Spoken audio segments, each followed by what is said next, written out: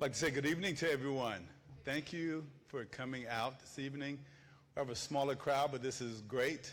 We appreciate you coming out. We want to make some introductions to people who are out in the midst. Just recognize our board members who are here. We have our Vice President of our Board of Directors, Tony Ashton, back there in the back. Thank you for joining us, sir. We have Dr. Rob Simmons also here. Thank you for joining us. And we also have Steve McFadden. Thank you for being here. Travis Goddard, our chair, is sitting out there in the midst, and we have a number of teachers here and administrators and community members. We thank you for being here. And we wanted to just follow up with the conversation that we had on January the 30th. I'm going to share with you a little bit, and then we're going to go into breakout groups and really dive in a little bit more about the results from our last meeting. First, I wanted to share with you, we are here to solidify what that facility is going to look like.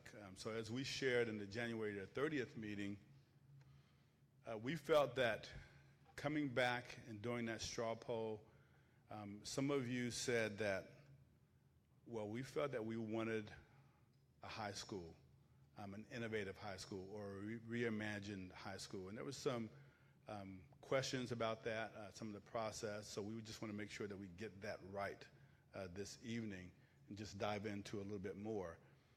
Are we clear on that being the step that we're going to take as a community, a reimagined high school or an innovative high school? But we also had about 50% that said, well, we either need more time or we want to talk about something else on that piece of property. So if you look at the numbers, you really have a 50-50 split. So we didn't want to move forward and just say, okay, we think we have consensus on the reimagined high school or innovative high school or high school. We want to talk about it a little bit more this evening. So that's the purpose of this evening. In the communication that went out, we said that future conversations will be really about the inside structure. So what will it look like? But tonight we really needed to solidify what that facility would look like. So this is what you're going to hear. As soon as I'm finished, we're going to have you break out into those sessions with the facilitators, as we did last time. And you're going to hear certain things. So of course we'll talk about our current model. So current model with a high school, current model with an innovative high school, current model with a reimagined high school. That's going to be something that's going to be talked about this evening in the breakout session. But you're also going to be presented with some other models. So we wanted to make sure that you know, what does the research say about other things that we could possibly have on that piece of property? What could the facility look like besides a reimagined high school or a high school or innovative high school? So that's where across our nation, you have schools that have a pre-K through 8 facility or a K, kindergarten through 8th grade facility, which just means it's a singular building, and you have grades, kindergarten, 1st, 2nd, all the way through 8th grade. And we'll talk about that this evening. But then also, you'll be part of a conversation where we're talking about a pre-K through 12 model also.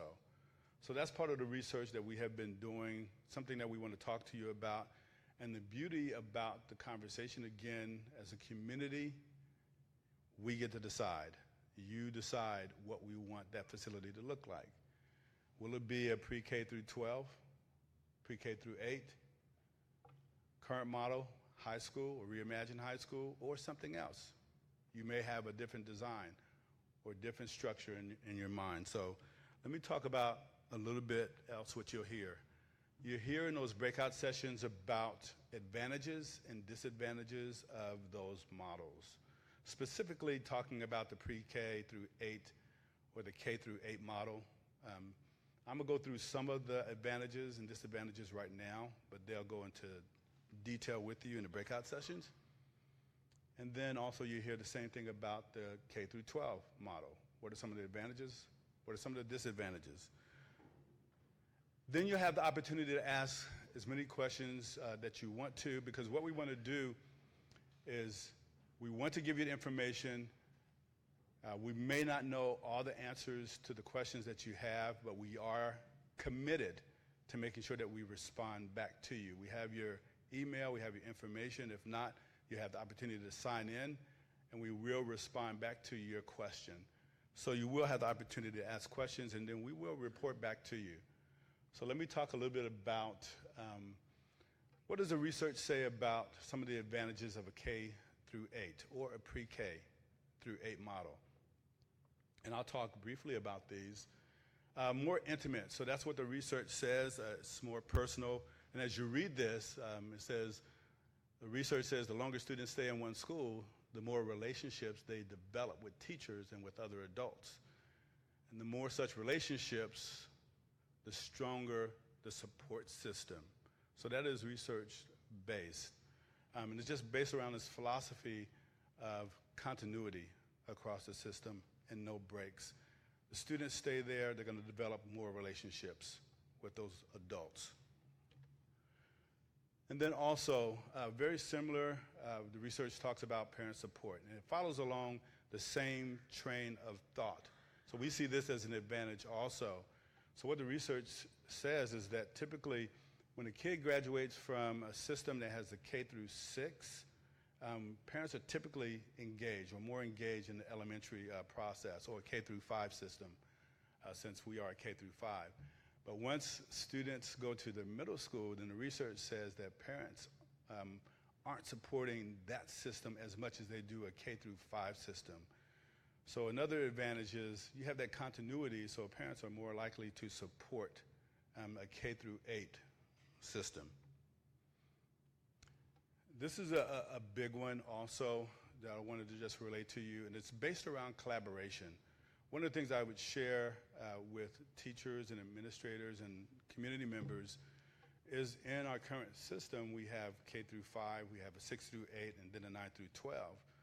So you have to look at the system and whether the system facilitates a process where we collaborate across those breaks. So do teachers from the middle school collaborate naturally with elementary teachers? And then the same thing with high school. So possibly, but not always, which is an advantage. You have more coordination, cooperation, collaboration amongst teachers, so they know exactly what has happened with those students from their pre-K experience all the way through. The system is naturally built in. This is something that doesn't really pertain to us. We're not declining in enrollment, but this is something that some districts see as an advantage, and it is considered an advantage also.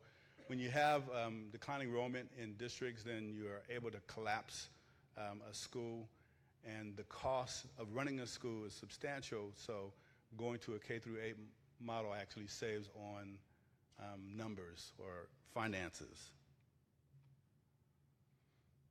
And then just thinking about the transition for the students, another advantage. Fewer transitions for the students, less anxiety. And this one sort of ties into support. Also, it allows families to transport their children to one place instead of multiple places. So you have a family that has a number of kids, and they have kids in the middle school system or the high school or the elementary. This permits the family just to transport to one place if it's K through 8, and they have kids in that system. And then also this one ties again to parent support. It increases parent involvement in the cases of families that have more than one student enrolled at a time. So when you go into the breakout sessions, you'll be able to talk a little bit more about some of the advantages of a K through 8, but we wanted to make sure that we presented various models to you. Another model that's research-based also is the K through 12 model. Everything that I shared about the K through 8 certainly applies to a K through 12, so just think about those same advantages. There's a few others that we captured also during research that we wanted to share. Allows older students to model for younger students. So again, let me just be very clear. A K through 12 model is just what it says. It's one facility, and you have grades, kindergarten through 12th grade. in that facility. Increased retention of skills, that's simply because of the continuity that exists. Decreased anxiety, that's something that we saw also in the K-8 model.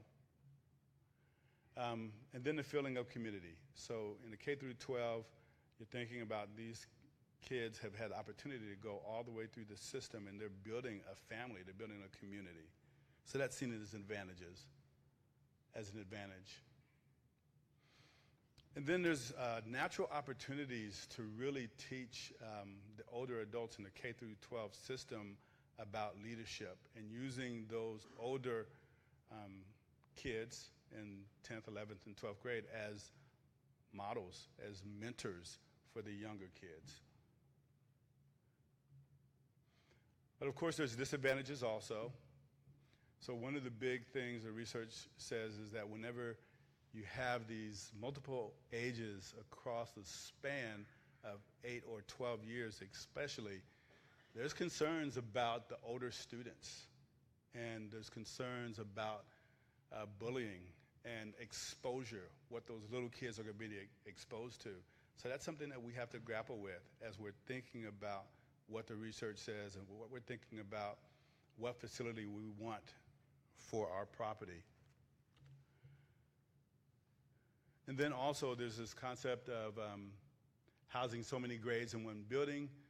You really have to be careful about this one, because once you have a K-8 or a K-12, then you have a number of students also, and you have to look at whether or not the facilities can house that many students. But it's just something that needs to be included in the planning. So as in this case, if you have more students, you have to consider, can they all fit in the cafeteria? What does that mean for our lunches? So on and so forth. And then another disadvantage could be scheduling. It could be more complex. You're dealing with more students, so a bigger schedule. And again, what I shared also before, you have 3 or 4 grades sharing a gymnasium or cafeteria. There will be 9, or depending upon the number of students that we have. So I just wanted to share a little bit. So just to recap, you're going to your breakout sessions. You're going to talk with the facilitators, and they're going to go more into detail about what is the model that we want. And again, last time, January the 30th, we talked about a reimagined high school or a high school on the property.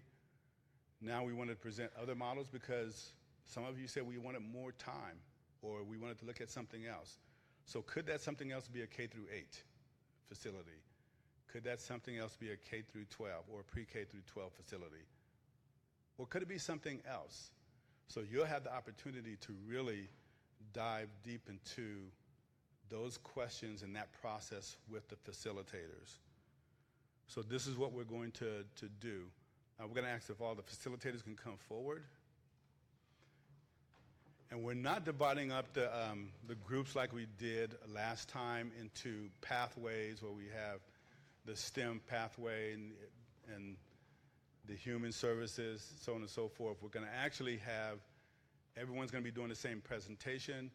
And we're going to ask the facilitators, you could actually team up. And we're going to ask small groups of maybe 10 could go with a couple of facilitators, and we're going to dive into the process.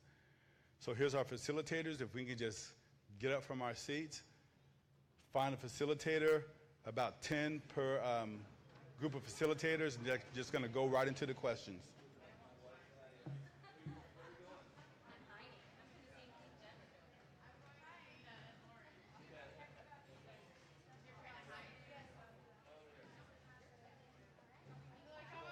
We're not meeting back here. We're just going to go right into the, and then we'll dismiss from there. Good to see you, Heidi.